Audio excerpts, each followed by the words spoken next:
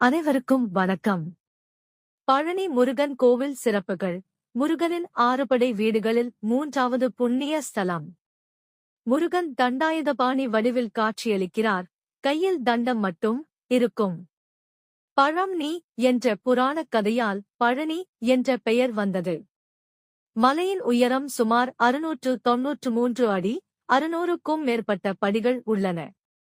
பஞ்சாமிர்தம், 5 பொருட்களால் செய்யப்பட்ட பிரசாதம் மிகவும் பிரசித்தி பெற்றது. இங்கு இருக்கும் மூர்த்தி நவபாஷாணம் மூலம் செய்யப்பட்டதாக நம்பப்படுகிறது. பக்தர்கள் தலைமுடி காணிக்கை செய்வது முக்கிய வழக்கம். ஆண்டுதோறும் தைப்பூசம் திருவிழா மிக பெரிய அளவில் நடைபெறும். பழனி கோவில் ஆன்மீக சக்தி நிறைந்த முருக பக்தர்களின் முக்கிய யாத்திரை தலம். ஓம் முருகா போற்றி.